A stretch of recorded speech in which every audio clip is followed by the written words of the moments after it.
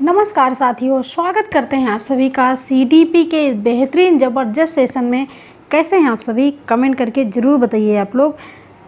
तो साथियों, live class यहाँ पर शुरू हो चुकी है, स्टार्ट हो चुकी है। आप लोग जो है, अगर ये वीडियो आपको अच्छी लगे तो भर भर के लाइक करना और शेयर करना, और लास्ट में अपना स्कोर ज़रूर बताइएगा। तो चलिए, आप लोग जुड़ जाइए फटाफट और वीडियो को शेयर कर दीजिए, जिससे और भी लोग जुड़ सकें आपके साथ ही। तो आप आज का आपका जो प्रश्न रहेगा, प्रश्नों का लेवल थोड़ा सा कठिन रहेगा, बट कोई नहीं। आपके जो भी यहाँ पर क्वेश्चन मिलेंगे वो आपके सीटेट एग्ज़ाम में अगर ट्रेंड होते हैं तो आप कहोगे कि सबसे मज़ेदार क्वेश्चन है। ठीक है, तो चलिए क्लास को स्टार्ट करते हैं। आज का आपका जो प्रश्न रहेगा वो 25 प्रश्नों की स्लाइड रहेगी। आपका पहला प्रश्न है स्क्रीन पे कि आईटी अधिनियम 2009 के तहत प्रारंभिक शिक्षा के लिए पाठ्यचर्या और मूल्यांकन प्रक्रिया किसके द्वारा निर्धारित की जाती है।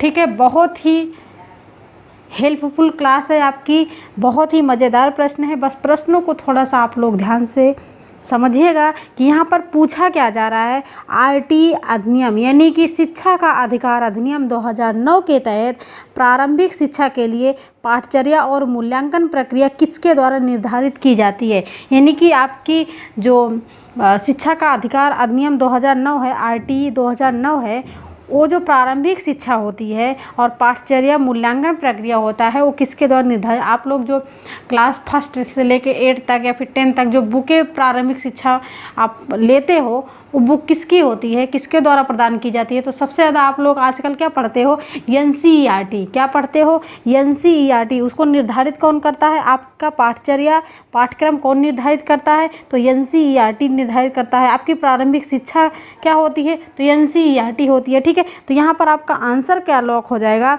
डी आंसर हो जाएगा कि एनसीईआरटी राष्ट्रीय शैक्षिक अनुसंधान और प्रशिक्षण परिषद जो है प्रारंभिक शिक्षा के लिए पाठ्यचर्या और मूल्यांकन प्रक्रिया निर्धारित करता है। क्लियर? तो एनसीईआरटी क्या कौन निर्धारित करता है? एनसीईआरटी। ठीक है, तो एनसीईआरटी आपका आया कहाँ से? एनसीईआरटी भाई आपका कब आया? तो 1961 में आया। कब आया? तो 1961 में। अच्छा बताइए, आपका एनसीएफ 2005 खूब पढ़ते हो। एनसीएफ 2005 आपका कहाँ से आया? तो एनसीईआरटी से आया है ना। एनसीएफ 2005 का आपका कहाँ से आया? तो एनसीईआरटी से आया। आईटी एक्ट अधिनियम कहाँ से आया? तो एनसीईआरटी आया। सबका गुरु यानी कि एनसीईआरटी है। और एनसीईआरटी कब आया? तो 1961 में आया। ठीक है, इसका मुख्यालय कहाँ है एनसीईआरटी का? तो नई दिल्ली में। तो यहाँ पर लग रहा है आपको कुछ भी कन्फ्यूजन है, कुछ भी लग रहा है कि कन्फ्यूजन है। जब आईटी अधिनियम की बात करें तब भी आपका एनसीईआरटी होगा, और एनसीएफ 2005 कहाँ से आया? तो एनसीईआरटी से आया। ठीक है, आपको सारी चीज़ें सेम मिलेगा, बस थोड़ा सा घुमा फिरा के मिलेगा। ठीक है, प्रश्न नंबर 2 है। प्रश्न नंबर 2 ने आप थोड़ा सा इसको की पॉइंट नोट करिएगा आप लोग कि इस अधिनियम में यानी कि शिक्षा का अधिकार अधिनियम 2009 यानी कि आरटी एक्ट जो होता है आपका, इसमें क्या होता है कि इस अधिनियम का उद्देश्य भारत में 6 से 14 वर्ष के आयु के सभी बच्चों को निःशुल्क और अनिवार्य शिक्षा प्रदान करना है। ठीक है, आईटी एक्ट क्या कहता है कि 6 से देश भर में पूरे भारत में 6 से 14 वर्ष के जितने भी बच्चे हैं सबको फ्री एजुकेशन मिलनी चाहिए। ठीक है, ये बात की जाती है किसकी? ये बात की जाती है सामान्य बच्चों की। किसकी बात की जा रही है? यहाँ पर बात की जा रही है सामान्य बच्चों की। ठीक है, कि 6 से 14 वर्ष के जितने भी सामान्य बच्चे हैं सभी को फ्री एजुकेशन मिलनी चाहिए। अब यहाँ पर बात की जाती है किसकी बात की जाती है? तो बात की जाती है आपके दिव्यांग बच्चे। ठीक है, किसकी बात की जाती है? दिव्यांग बच्चों की बात की जाती है। दिव्यांग बच्चों के लिए क्या है?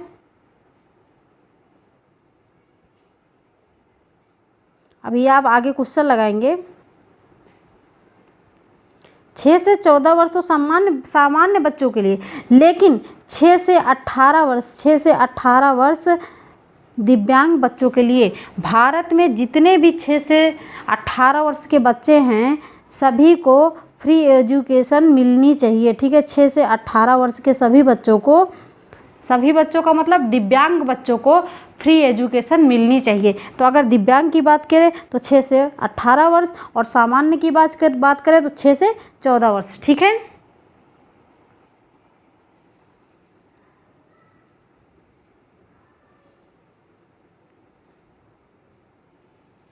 क्लियर। शिक्षा का अधिकार अधिनियम ये कहता है कि देश भर में जितने भी 6 से 14 वर्ष के सामान्य बच्चे हैं सभी को फ्री एजुकेशन मिलनी चाहिए। ठीक है, और दिव्यांग बच्चे जितने भी हैं भारत में 6 से 18 वर्ष के, उनको फ्री एजुकेशन मिलनी चाहिए। क्लियर।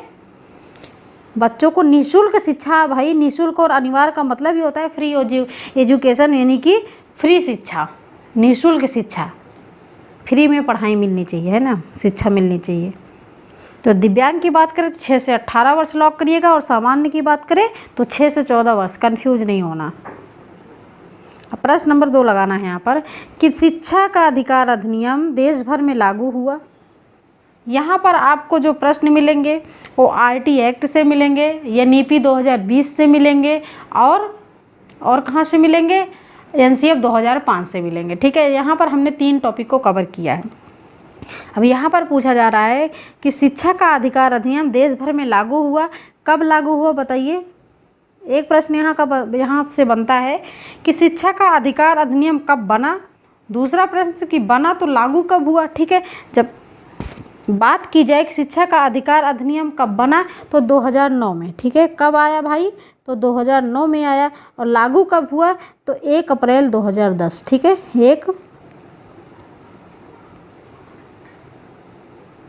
1 अप्रैल 2010, 2009 में आया और 2010 में लागू हुआ। क्लियर।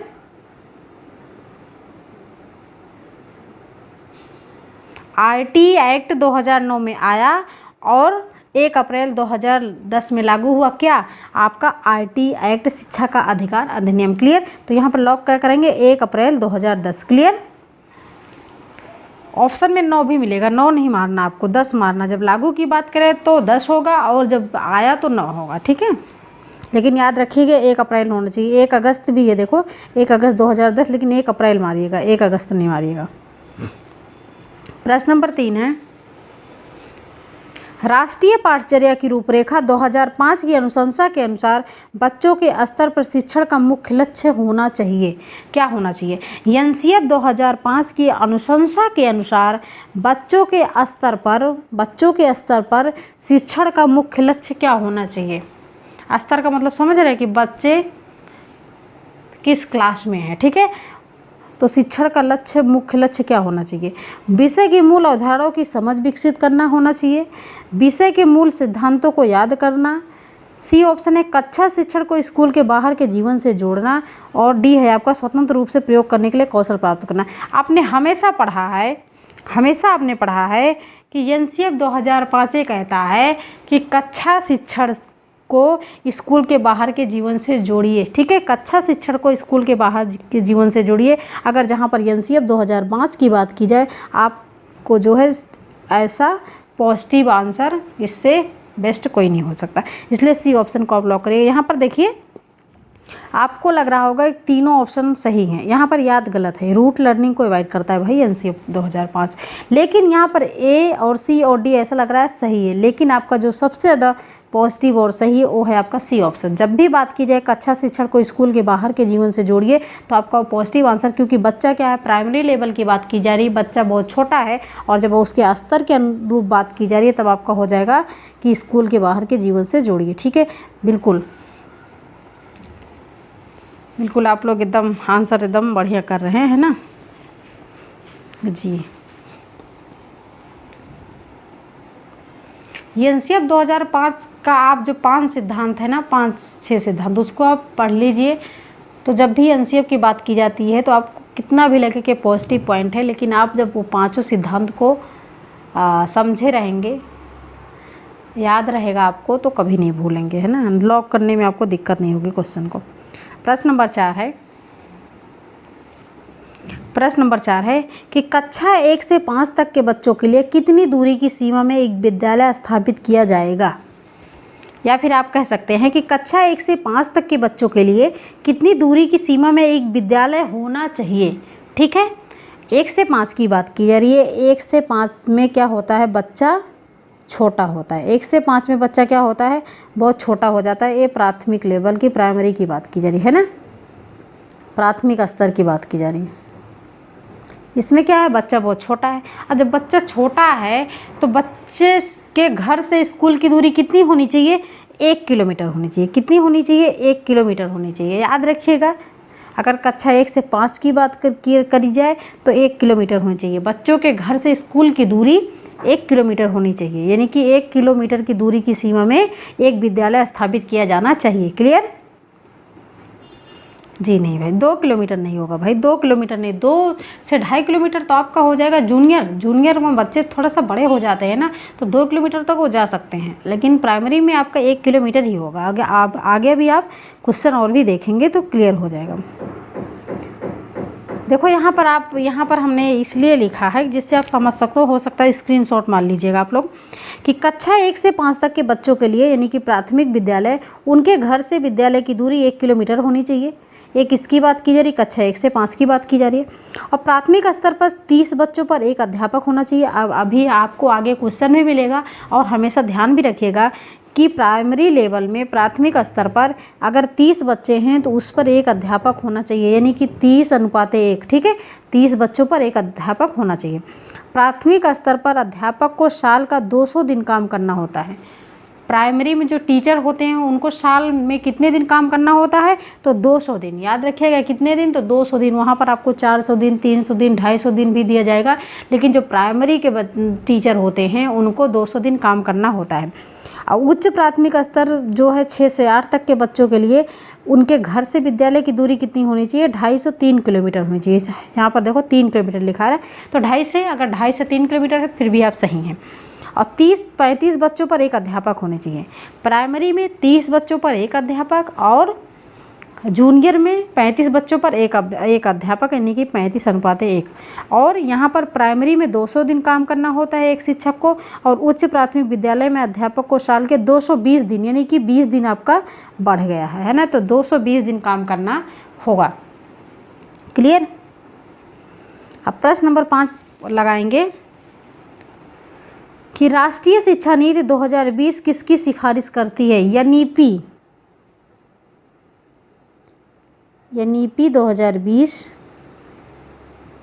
राष्ट्रीय शिक्षा नीति किसकी सिफारिश करती है, बहुभाषावाद की, एक भाषावाद की, पाठचर्या का मानवीकरण पर, आकलन का मानकीकरण। ठीक है, मानवीकरण होना चाहिए।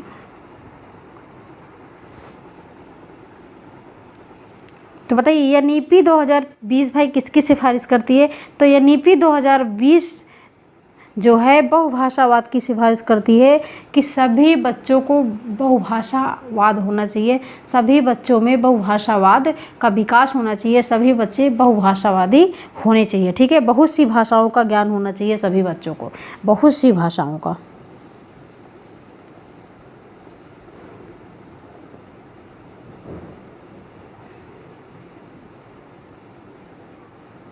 बहुत सी भाषाओं का ज्ञान होना चाहिए, वो चाहे शिक्षक हो, वो चाहे क्या हो, वो चाहे विद्यार्थी हो। तो बच्चों को ये नीति 2020 जो है बहुभाषावाद को सिफारिश करती है कि बहुत सी भाषाओं का ज्ञान होना चाहिए।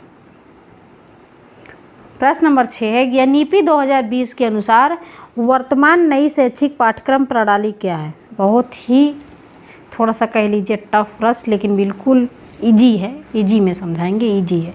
लॉक करिए भाई आप लोग कि जो यह नीति 2020 के अनुसार जो नई शैक्षिक पाठ्यक्रम बना है, प्रणाली आपका ढांचा कह सकते हैं, वो कैसा है आगे आप देख लीजिए एक बार, तो लॉक करिएगा, है ना।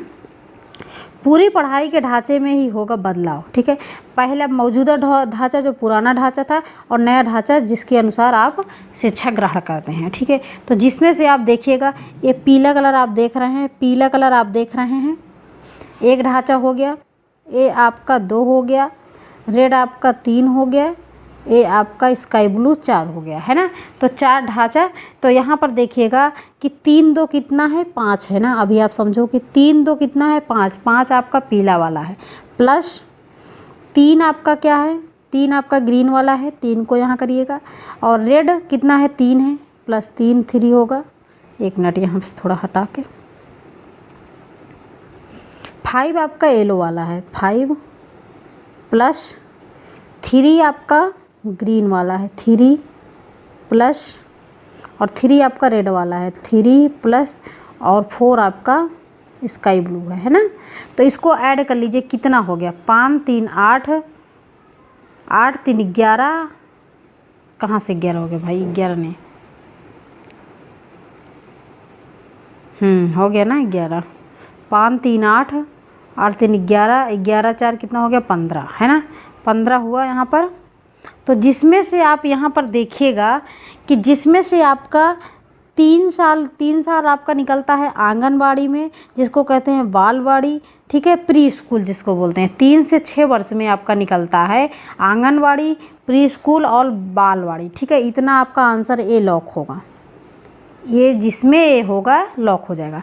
और 2 साल आपका निकलता है कक्षा 1 और 2 को पढ़ने में, 3 साल आपका जाता है प्री स्कूल में, आंगनबाड़ी जिसको कह सकते हैं, और 2 साल जाता है आपका फर्स्ट और सेकंड को, यानी कि 5 साल ए गया, और 3 साल आपका जाता है किसमें, थर्ड फोर्थ फिफ्थ को पढ़ने में, 3 साल जाता है थर्ड फोर्थ और फिफ्थ को पढ़ने में, और ये 3 साल आपका जाता है 6 7 और 8 को पढ़ने में, ठीक है। रेड कलर का देख रहे हैं आप, 3 साल आपका जाता है 6 7 और 8 को पढ़ने में, और 4 साल आपका जाता है 9 10 11 12, ठीक है। 12 तक आपको जाने में, 10 + 2 तक जाने में आपका इतना टाइम लगता है। तो यहाँ पर आपका जो नया ढांचा बना है वो 5 + 3 + 3 + 4, ठीक है। यहाँ पर याद रखिएगा 5 + 3 + 3 + 4, बहुत ही आसान है कि 3 साल आपका प्री स्कूल करने में लगता है, और आपका 3 साल लगता है 3 से 5 तक करने में, और 3 साल लगता है 6 से 8 तक करने में, और 4 साल लगता है आपको 12 कंप्लीट करने में। क्लियर। अब यहाँ पे आप लॉक करिए कि नीति 2020 के अनुसार वर्तमान नई शैक्षिक पाठ्यक्रम प्रणाली क्या है। तो याद रखिए कि क्या होगा, पहले आपको 5 साल किस में लगता है, 5 साल किस में लगता है, तो पहले आप 3 वालों को काट दीजिए, इसमें भी 3 है और इसमें भी आपको 4 है। अब आपको बी और डी में देखना है। तो 5 साल आपको किस में लगता है, 3 साल आपका प्री स्कूल में, और 2 साल आपका फर्स्ट और सेकंड में, तो 5 साल हो गया। 5 प्लस, क्योंकि 5 आपका जो था वो येलो में था ना, उसके बाद 3 साल आपका लगता है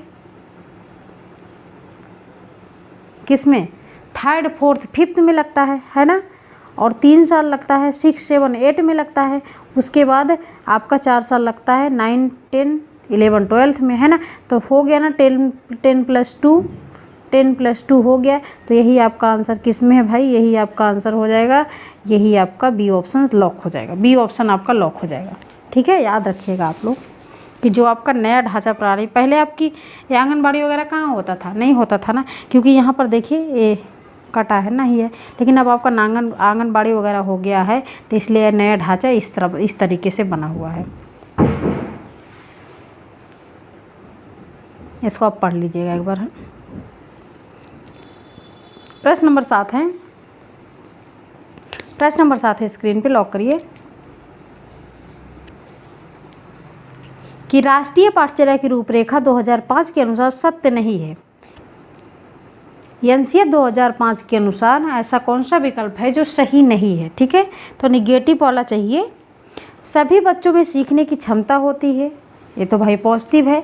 हो सकता है बच्चे स्वभाव से ही सीखने हेतु प्रेरित होते हैं, हो सकता है सभी बच्चे व्यक्तिगत स्तर पर एक ही तरह सीखते हैं, स्कूल के भीतर बाहर दोनों जगह सीखने की प्रक्रिया चलती रहती है। हो सकता है बच्चे बाहर खेल के मैदान में भी सीखते हैं, खेल के द्वारा, और विद्यालय में भी सीखते हैं। लेकिन आपका निगेटिव क्या है, आपको निगेटिव के साथ निगेटिव को चाहिए ना भाई, निगेटिव के साथ आप निगेटिव को लॉक करोगे तो आपका ये विकल्प पॉजिटिव है।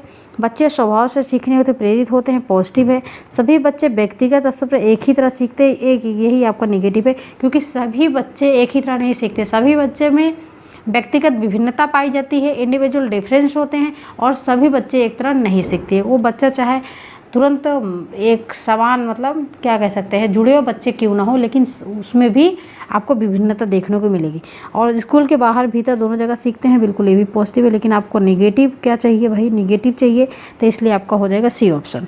ठीक है, यही सही हो जाएगा।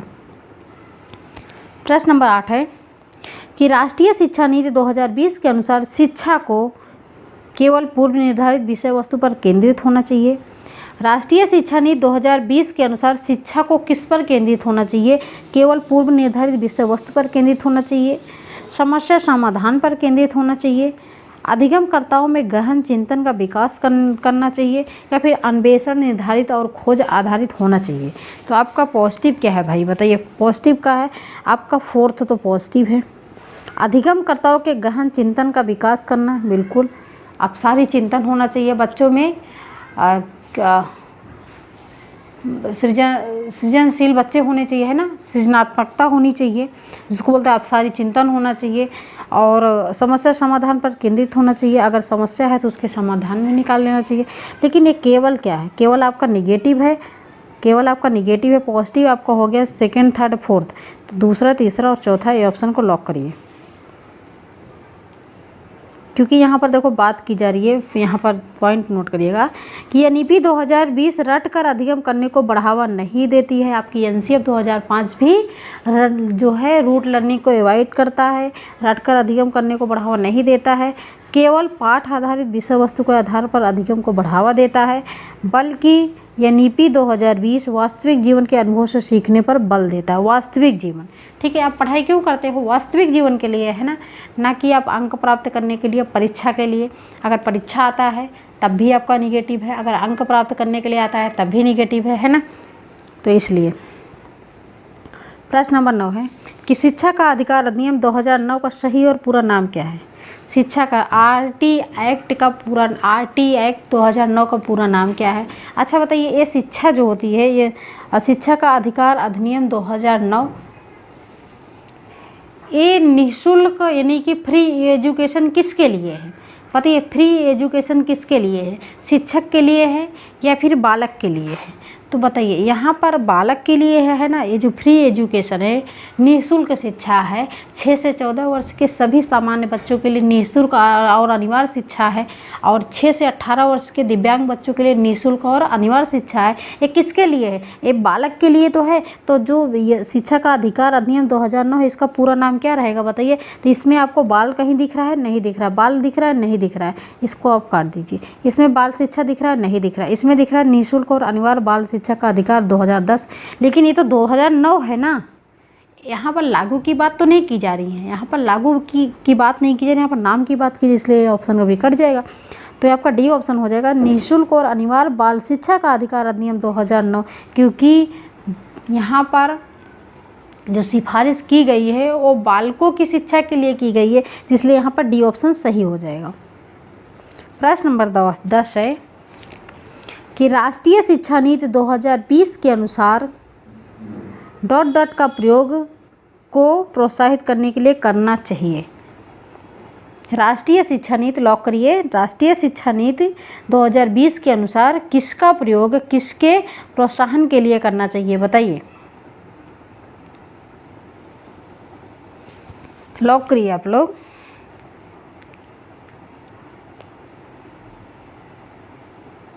सी डी,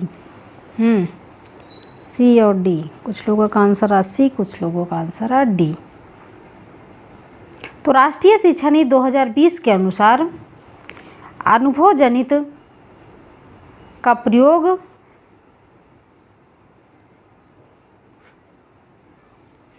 बताइए। इसमें देखो यहाँ पर है कंठस्थीकरण, प्रत्यास्मरण, ये याद करना और कंठस्थ करना, याद वो भी याद करने के अंतर, ये तो क्या हो जाएगा, गलत हो जाएगा। यहाँ पर देखो, यहाँ पर कंठस्थीकरण लिखा है, बिल्कुल ये भी गलत हो गया। लेकिन यहाँ पर अनुभव जनित अधिगम प्रत्यास्मरण, यहाँ पर भी याद करने की बात की, लेकिन आपका सी ऑप्शन सही हो जाएगा, अनुभव जनित अधिगम समलोचनात्मक चिंतन। ठीक है, राष्ट्रीय शिक्षा नीति 2020 के अनुसार अनुभव जनित अधिगम समलोचनात्मक जो है चिंतन को प्रोत्साहित करने के लिए करना चाहिए। सी ऑप्शन यहाँ पर सही हो जाएगा।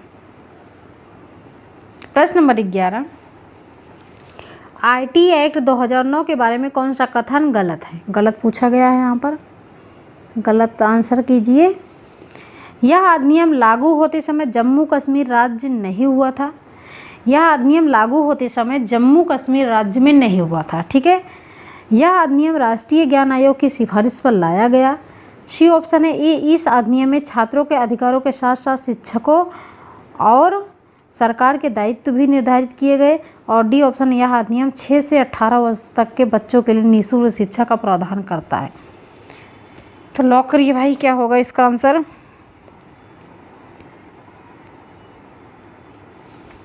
D option. देखो, यह अधिनियम 6 से 18 वर्ष तक के बच्चों के लिए निःशुल्क शिक्षा का प्रावधान करता है।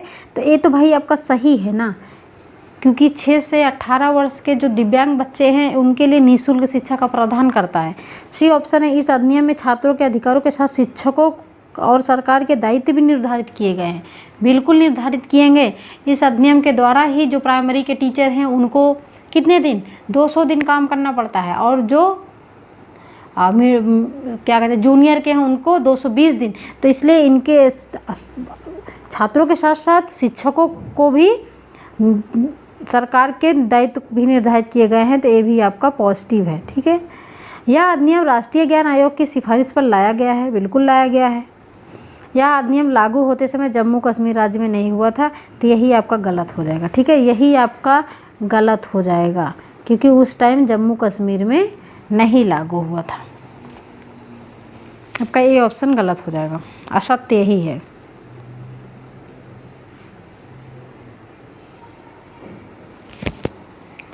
प्रश्न नंबर 12 है कि राष्ट्रीय शिक्षा नीति 2020 के अनुसार आकलन के लिए अंतर्निहित सिद्धांत क्या होना चाहिए? समझ आ रहा है भाई? क्वेश्चन समझ आ रहा है क्या? क्वेश्चन समझ आ रहा है तभी पढ़ने में मज़ा आता है ना। अगर एक बार नहीं समझ आएगा, एक बार से अगर 2 बार आप वीडियो को देखोगे तो समझ आ जाएगा क्वेश्चन, क्योंकि क्वेश्चन थोड़ा सा हार्ड है, लेकिन क्वेश्चन आपके सीटेट में ऐसे पूछे जाते हैं, है ना। थोड़ा सा कठिन, जो NEP और NCF और RT एक्ट से क्वेश्चन आएंगे वो यहीं से आएंगे। इससे बाहर आपके कोई भी क्वेश्चन कहीं नहीं आने वाले हैं। अगर ये वीडियो आप देख लिए तो समझ लीजिए आपका ये 3 टॉपिक कंप्लीट है। तो राष्ट्रीय शिक्षा नीति 2020 के अनुसार आकलन के लिए अंतर्निहित सिद्धांत क्या होना चाहिए? आकलन के लिए तो मुख्य रूप से रटने के कौशलों का परीक्षण। रटने पर भाई आपका NEP ना NCF ना RT एक्ट कोई बल नहीं देता है ना, तो बिल्कुल गलत है। केवल विषय वस्तु के अधिगम के लिए प्रोत्साहित करना, केवल यहाँ पर क्या है, निगेटिव है। सभी विद्यार्थियों के लिए उनका सीखने और विकास का अनुकूलन करना।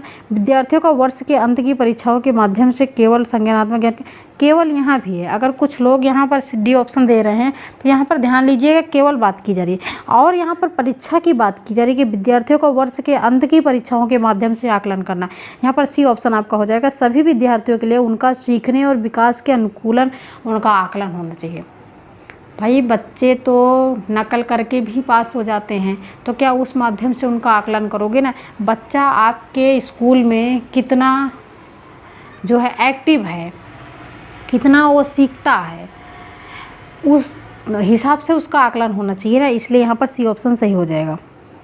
प्रश्न नंबर 13 कि NCF 2005 में गुणवत्ता आयाम शीर्षक के अंतर्गत महत्व दिया गया है किस पर? शिक्षित एवं अप्रेरित शिक्षकों को दिया गया है, बालकों के लिए ज्ञान संदर्भ में संचरित अनुभव को दिया गया है, बालकों के लिए संचरित अनुभव एवं पाठ्यक्रम सुधार के लिए दिया गया है, भौतिक संसाधनों के लिए। बताइए आप। यहाँ पर बी ऑप्शन आ रहा है भाई। NCF 2005 में गुणवत्ता आयाम शीर्षक के अंतर्गत महत्व दिया गया है, तो बालकों के लिए ज्ञान संदर्भ में संचरित अनुभव सबसे पॉजिटिव है, वो भी बालकों का। जब बालकों के हित में बात की जाए तो आंसर लॉक करिए, 1 नंबर लेना है। अगर जहाँ पर आप शिक्षक को आप फर्स्ट प्रायोरिटी देंगे वहाँ पर आपका 1 नंबर कट जाएगा, है ना। तो बालकों समझ लीजिए, बालक भगवान है भैया, उसको कुछ नहीं बोलना है ना। वो सीखता है, घर के बाहर भी घर के अंदर भी सीखता है, उसको दंड नहीं देना है, उसको अनुभव को फर्स्ट प्रायोरिटी देना है ना।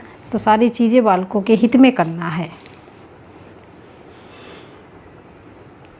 प्रश्न नंबर है 14 राष्ट्रीय शिक्षा नीति 2020 किस पर बल देती है? कभी कभी याद रखिएगा, ऐसे पूछा जाए राष्ट्रीय शिक्षा नीति किस पर बल देती है। अगर आपको 2020 ना भी मिले तो समझ जाइएगा राष्ट्रीय शिक्षा नीति 2020 की बात की जा रही है। तो राष्ट्रीय शिक्षा नीति 2020 किस पर बात की जा रही है? और आपको कभी कभी मिलेगा कि एनईपी 2020 किस पर बल दे रही है ना। तो एनईपी का मतलब ही होता है राष्ट्रीय शिक्षा नीति 2020। ठीक, तो लचीला बहुस्तरीय आधारित अधिगम को, बच्चों के केवल संज्ञानात्मक विकास से संबंधित पहल को, राष्ट्रीय पाठ्यचर्या के मानकीकरण पर बच्चों के स्मरण कौशल। गलत। राष्ट्रीय शिक्षा नीति 2020 किस पर बल देती है बताइए? तो लचीला बहुस्तरीय गति आधारित अधिगम पर। लचीला होना चाहिए, एक शिक्षक लचीला होना चाहिए, उसका व्यवहार लचीला होना चाहिए, बहुस्तरीय होना चाहिए। ठीक है। प्रश्न नंबर 15, राष्ट्रीय शिक्षा नीति 2020 किस उपागम से किस उपागम के लिए शिक्षा शास्त्रीय बदलाव की अनुशंसा करती है? क्वेश्चन को ध्यान से देखिए, यहाँ पर बदलाव की बात की जा रही है कि राष्ट्रीय एनईपी 2020 किस उपागम से किस उपागम के लिए शिक्षा शास्त्रीय बदलाव की अनुशंसा करती है। अनुशंसा कह सकते हो आप, या फिर सिफारिश कह सकते हो कि सिफारिश करती है। ठीक है।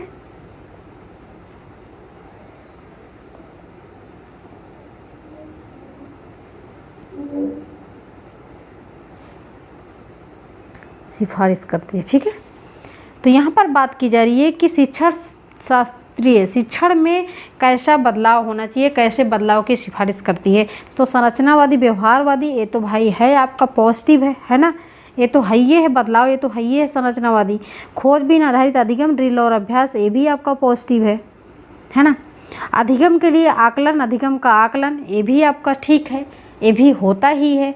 लेकिन जो बी ऑप्शन है आपका, रटने पर आधारित अधिगम, अवधारणात्मक समझ, इसमें बदलाव होना चाहिए, है ना, इसमें बदलाव होना चाहिए। इसलिए आपका बी ऑप्शन लॉक हो जाएगा कि या राष्ट्रीय शिक्षा नीति 2020 किस उपागम, राष्ट्रीय शिक्षा नीति 2020 रटने पर आधारित अधिगम, अवधारणात्मक समझ के लिए शिक्षण शास्त्रीय बदलाव की सिफारिश करती है। ठीक है, कि इसमें समय संरचनावादी, व्यवहारवादी तो आपका है, प्रेजेंट में है। खोजबीन अधिगम, खोजबीन आधारित अधिगम, ये भी आपको प्रेजेंट में चल रहा है। एनसीएफ 2005 भी कहता है, एनईपी 2020 भी कहती है। अधिगम के लिए आकलन, अधिगम का आकलन, ये भी ठीक है। लेकिन रटने पर जो आधारित अधिगम है उसमें बदलाव होना चाहिए। रूट लर्निंग को अवॉइड करना चाहिए, इसमें बदलाव होना चाहिए, इसके अनुरूप कुछ और चीज़ें लानी चाहिए। ठीक है। तो यहाँ पर बी ऑप्शन आपका लॉक हो जाएगा, क्योंकि यहाँ पर बदलाव की बात की जा रही है। प्रश्न नंबर 16 है कि भारतीय संविधान में निम्न में से किस अनुच्छेद के अनुसार 6 से 14 वर्ष के बालकों की शिक्षा एक मौलिक अधिकार है। जब मौलिक अधिकार की बात की जाए तो किसके हित में बात की गई है? बालकों के हित में बात की गई है कि 6 से 14 वर्ष के बालकों की शिक्षा एक मौलिक अधिकार है। किस अनुच्छेद में कहा गया है? तो अनुच्छेद 21A। अनुच्छेद 21A को लॉक करिएगा, बिल्कुल आप लोग सही हो, गुड। प्रश्न नंबर 17, निम्नलिखित में से कौन सा कथन आरटी एक्ट 2009 के बारे में असुमेलित है, मतलब गलत है ना। कक्षा 1 से 5 तक विद्यालय 1 किलोमीटर, एक है बना लीजिए अगलो, 1 किलोमीटर के दायरे में होंगे, सही है।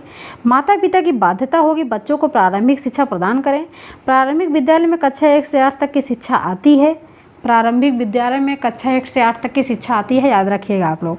थाना 12 के तहत निजी विद्यालयों में 25% सीट आरक्षित दुर्बल वर्ग के लिए है, भी ठीक है। बताइए भाई यहाँ पर आंसर क्या लॉक होगा? ऐसा लग रहा है सब सही ही है ना, ऐसा लग रहा है सब सही है। लेकिन यहाँ पर एक चीज़ आप लोग ध्यान नहीं दे रहे हैं, यहाँ पर देखिए बाध्यता शब्द लिखा है। क्या लिखा है? बाध्यता लिखा है कि माता पिता की बाध्यता होगी बच्चों को प्रारंभिक शिक्षा प्रदान करने के लिए। प्रारंभिक शिक्षा का मतलब कि माता पिता का अधिकार होगा कि बच्चों को 1 से 8 तक शिक्षा प्रदान करें। प्रारंभिक शिक्षा में आपका 1 से 8 तक की शिक्षा आती है, तो बाध्यता नहीं, आप कह सकते हैं कि माता पिता का अधिकार है कि बच्चों को प्रारंभिक शिक्षा प्रदान करें। ठीक है, बाध्यता नहीं होती, अधिकार होता है हर माता पिता का। इसलिए यहाँ पर बी ऑप्शन गलत है, बी ऑप्शन गलत है, याद रखिएगा। प्रश्न नंबर 18 कि नई शिक्षा नीति स्तंभों पर आधारित है। एनईपी 2020 में कितने स्तंभ है? एनईपी 2020 में कितने स्तंभ है बताइए? 5, 4, 3, 8, बताइए कितने स्तंभ हैं? जो अभी आपने पीछे देखा वो स्तंभ नहीं है, वो आपके जो है और नया ढांचा है ना, स्तंभ की बात की जा रही है। तो आपके नई शिक्षा नीति में कितने स्तंभ है देखिएगा, आप लोग पढ़िएगा। एनईपी 2020 5 स्तंभों पर, 5 स्तंभों पर आधारित है। और ये है 1 नंबर पहुंच, क्षमता, गुणवत्ता, वहनीयता और जवाबदेही। इसका मतलब क्या होता है कि सभी बच्चों तक शिक्षा की पहुंच होनी चाहिए, यानी कि सभी बच्चों तक शिक्षा पहुंचनी चाहिए। ठीक है, वो चाहे किसी भी जाति का हो, किसी भी पंथ का हो, किसी भी स्थान का हो, किसी भी लिंग का हो, सभी बच्चों की तुलनीय गुणवत्ता के प्रारंभिक शिक्षा तक पहुंच होनी चाहिए। ठीक, सभी बच्चों को जो है कक्षा 8 तक की शिक्षा सभी बच्चों के पास पहुंचनी चाहिए। दूसरा समता, समता का मतलब क्या होता है कि छात्रों को व्यक्तिगत सहायता प्रदान करना चाहिए। किसी भी छात्र को किसी चीज़ की भी ज़रूरत हो तो उसको व्यक्तिगत सहायता प्रदान करना चाहिए। गुणवत्ता, सभी छात्रों को गुणवत्तापूर्वक शिक्षा प्रदान करनी चाहिए। और चौथा है आपका वहनीयता, 3 से 18 साल के छात्रों के लिए निःशुल्क और अनिवार्य शिक्षा होनी चाहिए। क्लियर। जवाबदेही, यह सभी छात्रों के लिए शैक्षिक परिणामों में सुधार करने और आवश्यक सुधारों को प्रबल करने और सुगम बनाने के लिए स्कूलों और जिला स्तरीय विद्यालयों को जवाबदेह ठहराने के लिए उपयोग की जाने वाली नीतियों और प्रक्रियाओं का संग्रह करना चाहिए। कि अगर बच्चे में कोई सुधार नहीं होता है तो वो है एक शिक्षक की जवाबदेही है, शिक्षक को जवाब देना पड़ेगा। ठीक है, तो इसलिए ये 5 स्तंभ है, याद रखिएगा। ये 5 कितने हैं? स्तंभ है। तो जब भी स्तंभ की बात की जाए, नई शिक्षा नीति में कितने स्तंभ है? तो 5 है। ठीक है, आगे क्वेश्चन नंबर 19 कि इनमें से कौन पाठचर्या 2005 संबंधी इनमें से कौन पाठचर्या एनसीएफ 2005 मार्गदर्शी सिद्धांत नहीं है? क्वेश्चन पूर्णतः नेगेटिव, आंसर लॉक करेंगे आप नेगेटिव। ठीक है,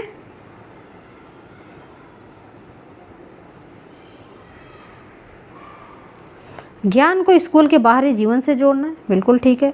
पढ़ाई को रटन प्रणाली से मुक्त कराना है। अंग्रेजी भाषा में से बच्चों को चौमुखी विकास के अवसर उपलब्ध कराना, तो अंग्रेजी भाषा में शिक्षा देना, यही आपका क्या है? निगेटिव है। यही आपका क्या है? निगेटिव है। यही सही हो जाएगा कि एनसीएफ 2005 जो है अंग्रेजी भाषा में शिक्षा देना नहीं भैया, मातृभाषा में शिक्षा देना होता है ना, मातृभाषा में। एनसीएफ 2005 ये कहता है कि बच्चों की जो भाषा होनी चाहिए मातृभाषा होनी चाहिए, मातृभाषा में शिक्षा दीजिए, अंग्रेजी भाषा में शिक्षा देना नहीं। ठीक, तो ये आपका निगेटिव हो जाएगा। पढ़ाई को रटन प्रणाली से मुक्त करना, यानी कि जो पढ़ाई है उसको रूट लर्निंग से अवॉइड करना। प्रश्न नंबर 20, राष्ट्रीय पाठचर्या की रूपरेखा 2005 में बातचीत की गई है कि ज्ञान का विकास किया जाए, शिक्षण के लिए सुव्यवस्थित पाठ्यक्रम निर्धारित किए जाएं। बी ऑप्शन है शैक्षिक केंद्र से विषय केंद्र होने पर, विद्यार्थी केंद्रित से अध्यापक केंद्रित की ओर, इसमें से कोई नहीं। देखो विद्यार्थी केंद्रित नहीं, अध्यापक केंद्रित से बाल केंद्रित। शिक्षा कैसी होनी चाहिए? बाल केंद्रित होनी चाहिए, है ना। तो यहाँ पर आपका सी ऑप्शन तो गया। शैक्षिक केंद्र से विषय केंद्र पर, ये भी ऑप्शन आपका गया।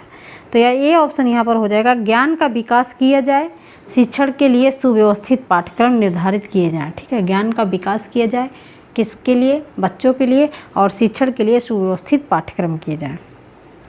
प्रश्न नंबर 21, कैसी लग रही है वीडियो? कैसी लग रही है? आप लोग कमेंट में बताइए कि वीडियो अच्छी लग रही है ना।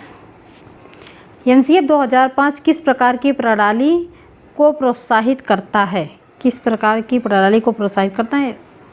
थोड़ा सा टाइपिंग में मिस्टेक हो जाता है ना, टाइपिंग में मिस्टेक हो जाता है थोड़ा सा, आप लोग सही कर लीजिएगा।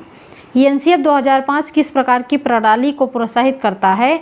तो समावेशी शिक्षा, एकीकृत शिक्षा, विशेष या फिर नियमित, बताइए। तो एनसीएफ 2005 किस प्रणाली की को प्रोत्साहित करता है? समावेशी शिक्षा, किसी भी जाति धर्म पंथ का बच्चा हो सब एक समान शिक्षा ग्रहण करें। ठीक है, तो यहाँ पर ये ऑप्शन सही हो जाएगा क्योंकि एनसीएफ 2005 की बात की जा रही है।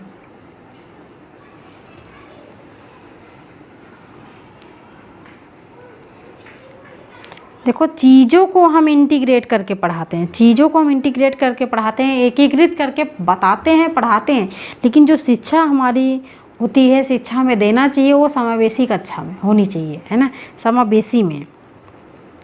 प्रश्न 22 है निःशुल्क एवं अनिवार्य बाल शिक्षा अधिकार अधिनियम 2009 दिव्यांग बच्चों की निःशुल्क शिक्षा के अधिकारों को सुनिश्चित करता है। क्या पूछा जा रहा है यहाँ पर? दिव्यांग बच्चों की बात की जा रही है कि निःशुल्क फ्री एजुकेशन बाल शिक्षा अधिनियम दिव्यांग बच्चों की निःशुल्क शिक्षा के अधिकारों को सुनिश्चित करता है। कितने वर्ष से कितने वर्ष के बच्चों के लिए?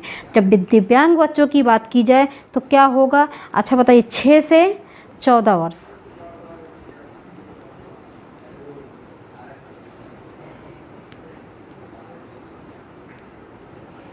सामान्य बच्चों के लिए निःशुल्क और अनिवार्य शिक्षा की व्यवस्था है 6 से 14 वर्ष के बच्चों के लिए। और जब दिव्यांग बच्चों की बात की जाती है तो दिव्यांग बच्चों की आपकी होती है क्या?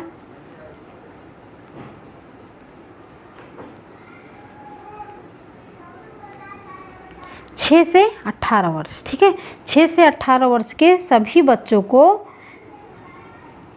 जो निःशुल्क और अनिवार्य शिक्षा है वो सुनिश्चित किया जाता है। 6 से 18 वर्ष के सभी बच्चों को, बच्चे होने चाहिए दिव्यांग बच्चे। ठीक है, तो यहाँ पर लॉक क्या होगा आंसर? अब जब दिव्यांग पूछा है तो 6 से 18 वर्ष, और अगर सामान्य पूछा होता तो सब 6 से 14 वर्ष। ठीक है, तो यहाँ पर आपका ए ऑप्शन लॉक हो जाएगा।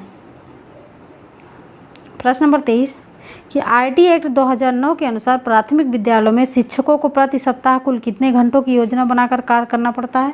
कितने घंटों की योजना बनाकर कार्य करना पड़ता है बताइए? तो आपका हो जाएगा 45 घंटे। ठीक है, 45 घंटे। एक क्लास आपकी कितनी घंटे की होती है? 45 घंटे की होती है ना, तो सप्ताह में कुल योजना बनाकर 45 घंटे की योजना होनी चाहिए। प्रश्न नंबर 24 है बच्चों के लिए निःशुल्क एवं अनिवार्य शिक्षा का अधिकार अधिनियम 2009 लागू हुआ था। यहाँ पर देखो ना, तो दिव्यांग की बात की गई है। जब दिव्यांग की नहीं बात की गई तो इसका मतलब सामान्य बच्चों की बात की गई है कि बच्चों के लिए निःशुल्क एवं अनिवार्य शिक्षा का अधिकार अधिनियम 2009 लागू किया गया था। किस पर लागू किया गया था? तो 6 से 14 वर्ष के सभी बच्चों पर। ठीक है, 6 से 14 वर्ष के सभी बच्चों पर लागू किया गया था। प्रश्न नंबर 25 है शिक्षा का अधिकार अधिनियम 2009 लागू नहीं होता। किस पर लागू नहीं होता? शिक्षा का अधिकार अधिनियम 2009 किस पर लागू नहीं होता? क्वेश्चन पूछा है निगेटिव, आंसर लॉक करेंगे निगेटिव। निःशक्त बच्चों पर, ये इसका मतलब जो दिव्यांग बच्चे हैं भाई, इस पर लागू हुआ था। 6 से 14 आयु के सभी बच्चों पर, इस पर भी लागू हुआ था। बच्चों की नियमित उपस्थिति पर, इस पर भी लागू हुआ था। लेकिन 14 से 18 वर्ष के बच्चों पर इस पर लागू नहीं हुआ था। यही आंसर आपका सही हो जाएगा, यही आपका निगेटिव है। ठीक है, यही आपका निगेटिव है। 14 से 18 वर्ष के बच्चों पर लागू नहीं हुआ था आरटी एक्ट 2009। तो ये थे दोस्तों आज के 25 प्रश्न। आज के 25 प्रश्न। आपको वीडियो कैसी लगी? अगर अच्छी लगी तो वीडियो को लाइक करना और शेयर करना और कमेंट में लिखना यस कि हमें वीडियो अच्छी लगी। तो thanks for watching video. This is Sadhana Tyagi ji, expert classes. और अपना स्कोर ज़रूर बताइएगा कि इन 25 प्रश्नों में आपने कितना स्कोर किया। जी, आपका जो लाइव टाइम होता है, लाइव का जो समय होता है वो डेली होता है आपका 10 PM। 10 PM पे आप लोगों की क्लास चलती है। अगर आप लोग उससे पहले फ्री होते हैं तो आप कमेंट में बता सकते हैं, हम क्लास का टाइम थोड़ा सा चेंज कर सकते हैं, आपके हिसाब से कर सकते हैं। तो सब्सक्राइब कीजिएगा एक्सपर्ट क्लासेस साधना त्यागी।